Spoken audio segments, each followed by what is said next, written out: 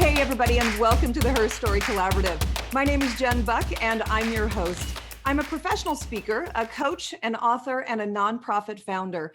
My business is focused on advocating, activating, and amplifying high-performing women. And that's really what the HERstory Collaborative is all about, trailblazing women who are changing their little corner of the world. So today, I'm really excited about my guest, Dr. Susan Hughes. She's the CEO of Bounce Highest. She's an executive life coach, international speaker, international best-selling author with a book launch that just came out on March 8th. She's unapologetic about her traumatic brain injury, which she is a survivor of, and she's absolutely thriving. Her mission in life, going from impact to becoming impactful. Welcome to the collab, Susan. This is so much fun for me. Thank you so much for having me. I appreciate it, Jen. Thank you. I adore you. And I have to just say, as we start, that, Susan is my accountability coach. And she's someone that I work with weekly to make sure that I hit my goals, that I'm doing things that are outside of my box. And this is a woman who I just recently told her has changed my life. I have branched out in ways that I never thought I would. And you're always so good about keeping me on track and pushing me a little further than I thought I could go. And I just can't thank you enough for the help you've given me and for being here. You're most welcome. I appreciate you, my friend. Oh, thank you. So, traumatic brain survivor. This is huge. So you had an accident and it's now become incredibly pivotal to who you've become and where you're going. Can you tell us a little bit about that? Sure. Now, I was a jock when I grew up. So I had lots of injuries, lots of bumps, probably lots of concussions in sports, throughout my life, whether it be whitewater rafting or whatever. But in 2013, I was in a wicked car accident and my head took the window and I had to start over. I had to learn how to read fluently again, years of speech therapy, vision therapy, occupational therapy, multiple surgeries. And it really gave me the opportunity to go from being a full-time overworked practicing physician to becoming a healer. Wow. So I call it, it's part of learning that experience and being able to share it with others. That's so powerful. From physician to healer. Incredibly powerful. And in your business now with Bounce Highest, you are implementing what you know from your career as a physician. And as you are helping others heal and helping others strategically create their life design, you're using a lot of what you knew from then, what you experienced through your journey with the traumatic brain injury, and now helping others. Can you tell us more about that? Well, I've been teaching about brain-based learning and unlearning for the last 2 decades, even long before the car accident. I founded an educational nonprofit dedicated to kiddos with sensory processing disorders, had been lecturing, teaching, working with parents, patients, other physicians, really teaching them about brain-based processing. But when I was in the car accident, really brought it home from a very, very different personal perspective. And the thing is, you don't have to go through a car accident to have something traumatic happen to you. You can go through a divorce, you can go through a job loss, you can go through a move, you can go through so many different things that affect you in a traumatic way. And I really help people understand the science behind trauma, the way we learn, how to get all these brain hacks. And so working with people one-on-one, and then now with my online course, on-demand course, it's just a really good way for people to learn about the gift that we've all been given. And the thing is, I knew when I was in the car accident, I knew that I would be okay. Wow. I knew it wouldn't necessarily be the okay that I was before, but I knew that I could heal. It wouldn't necessarily be, I wouldn't necessarily be able to use my hand the way I wanted to. I wouldn't be able to do a number of different things, but there were so many things that I could do better. I think that, I think that having the traumatic brain injury made me a better person. Wow. And that in and of itself is such a huge lesson, because so many people, when they hit the wall, they don't realize that there's a chance that you can scale it and get to the other side. And there's something super great over there too, even if you've had great up until that moment. And I admire so much that not only have you been doing your Duolingo for 14 months now, right, to keep your brain alive and working, but you're also the author and creator of a course that's all about brain science. Can you tell us a little bit about that?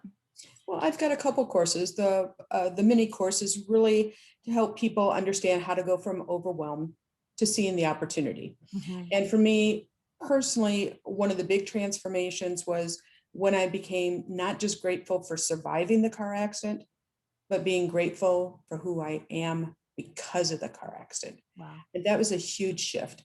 I also have the course, Rewire Your Brain, Rewire Your Life. Mm-hmm. And I'm still working on the course, You've Got This Now. Because when you're going through something, you've got to be able to have that little mantra going. And it was always, okay, Susan, you got this now. You got this now. Whether it was working how to get one foot walking in front of the other, trying to figure out how to, go up and down curbs because of balance issues. It just kept me going. Yeah. So were you always this go-getter as a little girl? Is this something that also came?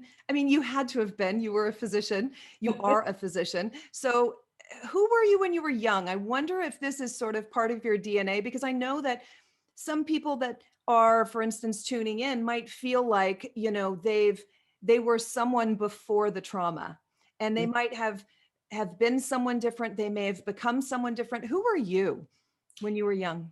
When I was a little kid, okay, first of all, only daughter, 3 brothers. Oh, That should explain quite a bit. I was the jock. I was the first girl in Little League no in kidding. Northwest Illinois.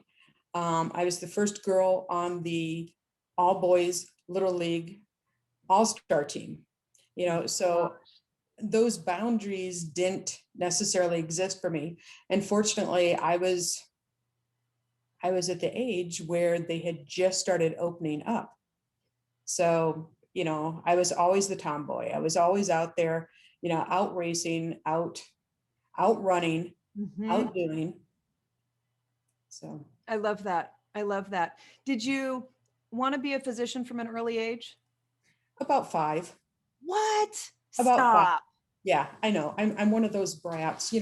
I keep telling, I've got a college age son, and I keep telling him, I said, it's really common, the typical college student changes their major at least 5 times. Yeah. For me, I knew I wanted to be a physician from a little girl.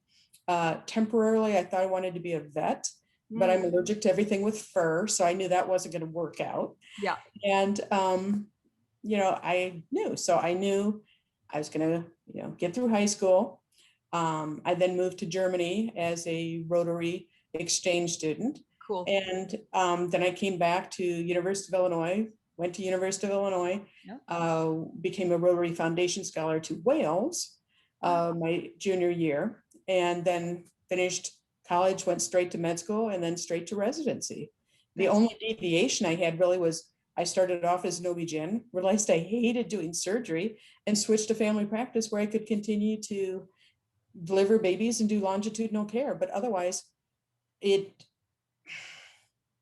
was as clear to me as the color of my eyes. Wow. It was just something I knew. I love that. I love that. And, I don't know that everyone always does, I know that when I was growing up, I thought I would be helping burn victims as a therapist. I knew I wanted to help. And then all of a sudden I went to a women's conference and my life was changed. I saw Joan Rivers as the speaker. And I remember I didn't want to be there. The whole thing was like, I'm 18 or 19, whatever I was, and freshman in college. I don't want to be at this hoity-toity women's conference. And it was the first of its kind ever. So there were 3,500 women there and I was dragging my feet. But my mom wanted me to figure out what I was going to be when I grew up, because I had no clue my freshman year. I was taking liberal arts classes, I didn't know. And so as it turns out, Joan Rivers was the keynote speaker. And I remember turning to my mom and saying, "Who's the old broad?" And my mom looking at me with these huge eyes and saying, "Jennifer, that's Joan Rivers." And I remember having no clue as to who this woman was, because you have to remember, this is like 1988.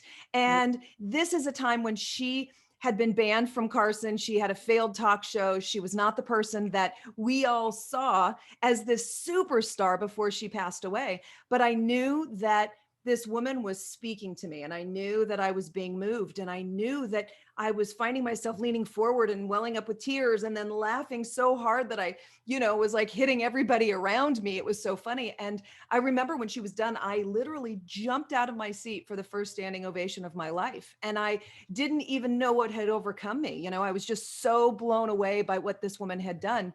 And as my mom and I were walking down the stairs, she asked me, "So Jen, did you figure out what you're going to be when you grow up?" Because it was also like this expo with all these really incredible companies and women and all of that. And I said to her, "I'm going to be a motivational speaker." And that was it. It was just lightning bolt. And it's how everything started. But I don't think that everybody does know that. I don't think that's common. I think you had a gift at a young age. I had a gift given to me at a young age of clarity and what my purpose was, but I don't think that everyone does.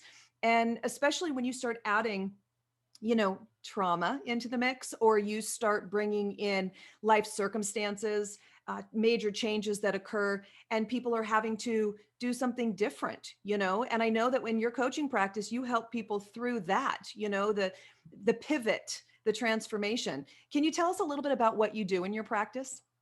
Well, the first thing I do is get a snapshot of where they're at right now. And, if I'm looking straight at somebody, I'm only getting one perspective. So I really like to take it from the 30,000-foot level and have people kind of see where they're at. And then, it's impossible to juggle 7 balls at the same time. And too often with coaching, or too often we, as especially women who try to do too many things, Yeah. need to recognize and just focus on one ball at a time. Let's just give it the attention it deserves. And a lot of it is giving permission to women. Mm. Too often we hold the expectations of others of how we're supposed to be, Mm-hmm. what we're supposed to do, how we're supposed to feel, who we're supposed to be, what we're supposed to do career-wise, et cetera. And I think that goes back to the earlier comment that you have, and that most of the time people don't know what they want to do Right. until you're on, because they're not taking the time to be with themselves, to see their own truth. Yeah. Okay?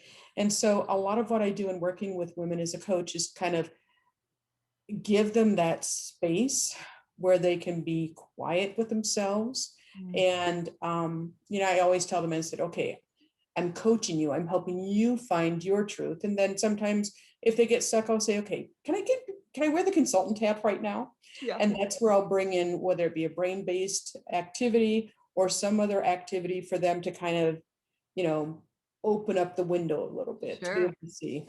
Sure.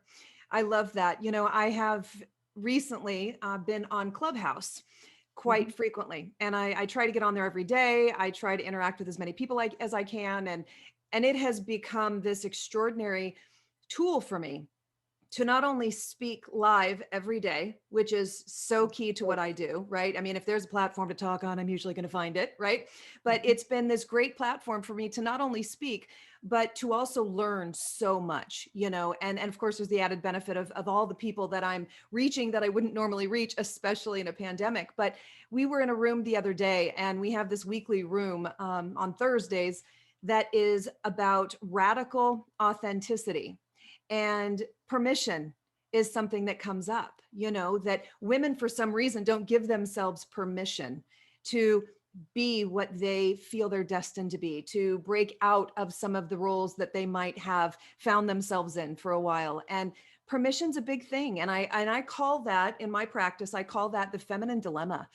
Feeling like we need permission, and feeling like we need approval, feeling like we need to meet all the roles and be all things to all people. And that feminine dilemma often gets in the way of women being able to actually step into their purpose. And my belief is that we all came here with something to share, a talent to share with others. And so often that feminine dilemma is sort of that space in between that keeps them where they're at unfulfilled, and the other side of that being full fulfillment. Have you found that in your practice as well? Yeah, I'd like to also add, it's not just the permission, but the grace.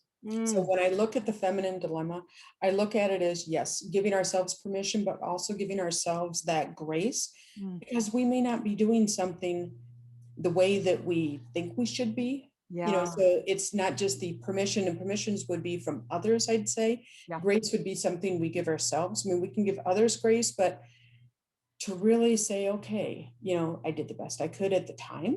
I did X, Y, and Z. So absolutely, it's looking at it a little bit differently, but yes. Yeah. I love that. What do you love about what you do? When I was a physician, I loved making a difference. People are like, what was your best tool? Because I used to teach medical students and residents, and it wasn't a prescription pad unless I wrote the word no on a prescription pad and gave it to my patient, told them to laminate it so they could pull it out. It was the relationship I had with my patients. That was the best tool that I had in helping them become healthier, to helping them become, more well, kind of bigger picture stuff. Now I get to, I get to work with people on a one-on-one basis to help them, move forward, help them see their next chapter, because they may be totally mired in one chapter, and they may be totally mired in one book. Yeah. And then maybe they need to pick up another book, not just another chapter. Yeah. So I really love doing that. The other thing I love doing is connecting people. When I look at, okay, what am I a natural born? I'm a natural born connector. And because I go in multiple circles, whether it be educational advocacy versus medical advocacy versus equity versus, working with, immigrants or marginalized communities, I've got friends and people in all these different ones. And so it's just kind of having that little ear open. If somebody says something, I say, oh, do you know so-and-so? And just making all these natural connections and being able to find that common ground or that intersectionality where people can work together. Yeah. And I think that intersectionality is so key, because that's how I met you. And that's how we realized we have all of these friends that are connected, and both of us are so actively involved in different things that there are these intersections that come together. And I love that. I absolutely love that. So because I am someone who, much like you, has lots of balls in the air all the time, sometimes I can hit a wall and it can get tough. I feel like there are so many things to do, and yet I don't have enough hours in the day, right? And so what do you do? What is your true north, if you will, when things start to get challenging? What could you tell other people that helps you continue to stay focused and moving forward? Well, I think part of this, whenever you go through some traumatic event, I mean, when I went through the car accident, we were already in a tough space because my husband had just finished cancer treatment. Oh, wow. And you really learned what was important and who your friends were. And for me, when I start hitting the wall, it's like, okay, take a step back. Robert, I call him Robert the Great. That's what my friends nickname him. So I tease him. It's like, oh, Robert the Great, because he's amazing. Yeah. Or my kids, it's just taking a step back and looking at what's important. Yeah. When you put it in a different perspective, that can really kind of give you that moment to say, okay, maybe I'm pushing this too hard. I tell people when they're trying to get something done, if they go with the flow of the river and follow along with the current, it goes so much faster. Yeah. It really does. But if you're swimming upstream the entire time, more importantly, if you're swimming upstream the entire time by yourself, Yeah. makes it really exhausting. Yes. And so taking a step back and going, okay, should I be looking at this from a different perspective? Am I trying to reinvent the wheel? Is there somebody I can partner with that might make it easier? Has somebody already done this? Reaching out, grabbing a mentor or a coach. I mean, there's lots of options for when somebody gets stuck. Yeah, I agree. So what would be a piece of advice that you could give to the younger generation? My client base tends to be within about 25 to 45, and they're all women. And it's a very hungry, very motivated, very driven group of women. And yet there's also some of this feminine dilemma stuff that gets in the way. What would be your hope for the next generation of women, or your advice that you could give to them? Know your worth. Mm, Know your worth. Um, Too often people will, do something for free that they should be charging for. Too often people will allow others to impose upon them what their value is, as opposed to recognizing what your own value is. yeah. So when I work with people, especially younger people, it's like, know your worth. Yeah. Know your worth. When I'm working with people that are perhaps, younger, but also maybe more established, you know, understand your overhead. Yeah. Too often, too often people, one of the best pieces of advice I got when I opened up my own private practice was from an older, well-established urologist. Hmm. He was a big giant of a man, and his personality, big teddy bear. And he said, know your overhead. Okay. Know your overhead. And that's something that's not just in business, but also in life. I Yeah. mean, if I had not had, reserves put aside, because, car accidents are extremely expensive. Sure. Cancer treatment is extremely expensive, and not everything's covered by insurance. Hmm. And so having that extra cushion, Mm, it's shocking when you look at the number of bankruptcies that are in the United States. And the number one reason is medical expenses. So yeah. if someone, Yeah. one, knows their worth, and two, make sure they have enough reserves. Good. Great advice. Great advice. Well, I'm going to transition us here into the Sure. speed round, if that's okay. And I like the speed Absolutely. round questions because they allow people to sort of get to know you a little bit better, and maybe a little less formally, right? And so I'm going to throw some questions at you, and you just let me know what comes to you. Sound good? I'm in. All right, cool. So who's your favorite woman in history that you'd like to spend some time with at the end of a park bench? Oh my word. One of my all-time heroes was Ruth Bader Ginsburg. I would Oh, love, that's love to have a such conversation a with her. great answer. Yes. Are you a sweet person or a savory person? Give me chocolate. Okay. Are you, so you are the winner of the lottery, and it's a big gazillion-dollar lottery. What's your first spend? I love to travel, but as far as experiences, obviously travel, travel, travel. Yeah. As far as something, I want to make sure that I've got a really good, solid car with every safety feature possible for my husband, and also one for my new driver's son. Yes. So those would be the first things I would want to do. Yeah. Yeah. What's your favorite book? Oh, that's such a hard question. I think part of it is depending on where I'm at the time, but probably 10 years ago, I read a book, and it was Tim Ferriss's book, The 4 Hour Work Week. Oh, And I think one of the reasons why I liked it so much was it just opened up a whole new world to me yeah. on other opportunities, whether it be delegation, which I was horrible at. Hmm. And I think I became better at delegating afterwards, versus looking at things that we can set up as far as an automatic response. Yeah. Yeah. Good advice. All right. So what is the best advice you've ever been given? I think that, I touched on that earlier, know your overhead. Okay. Whether you're just getting out and, in college, knowing what your expenses are. Too often people get into a situation where they feel like they don't have a choice, and that's because of the monetary constraints. Hmm. So know what you need to be able to survive. Awesome. When you're processing things, are you a talker, a thinker, or a doer? Oh, I get things done. I'm a doer. Okay. I knew that was A going to be your doer. answer. I knew it. All right. Here's a hard question. Sure. Pineapple on your pizza?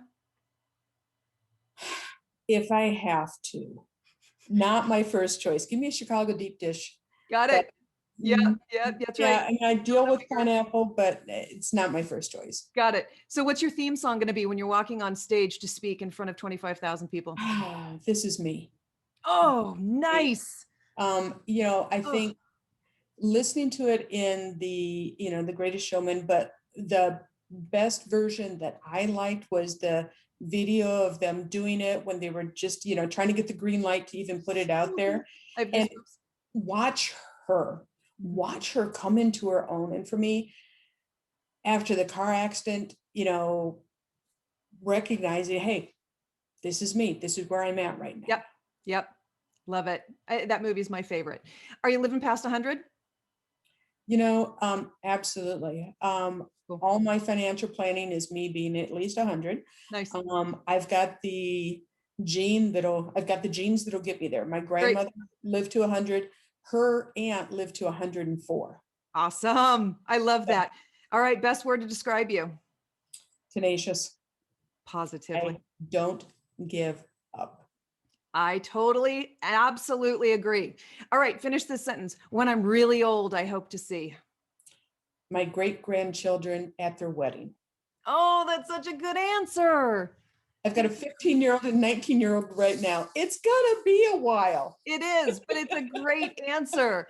I loved every bit of this, and I'm so grateful that you built a little bit of time into your schedule. I know that you've got 1,000 things. I have seen that work board of yours that is just incredibly impressive and just chock full of expectations and plans. And so I'm just so grateful that you decided to come in and spend a little time in the collab with me. It's really been an honor. I would love for you to tell anyone that's tuning in right now where they can find you, because we do have people who've gone through some of what you've gone through, right, on some level. And I think it's important that they have a line to you. So can you give us maybe some websites, emails, whatever you think is most appropriate? Yeah, I think the best way to contact me is Dr. Susan at bouncehighest.com. Or I love the little widget link tree / Dr. Susan Hughes. That's got my website, that's got my LinkedIn, that's got our Facebook group with Bounce Highest, where I call us bouncers. And those are those of us who have not just bounced back, bounced higher, but truly bounced highest from adversity. So those are the best ways to find me. I love it. Thank you. And before we go, I just want to tell everybody tuning in that this podcast is sponsored by Go With The Flow. This is a nonprofit organization that helps students who are adversely affected economically with their period supplies. Because they often can't get those needed supplies at home, they often miss a week of school a month. And Go With The Flow provides these schools and students with these period packs so that they can attend school, not feel humiliated, and not have the adverse effects of missing a week of school a year, which of course will impact graduation rates. So if you're interested in getting involved, if you'd like to contribute in any way at all, you can find them at gowiththeflowaz.org. So that's it. We did it. Thank you, my friend, for changing your little corner of the world. I appreciate you being here. Thank you.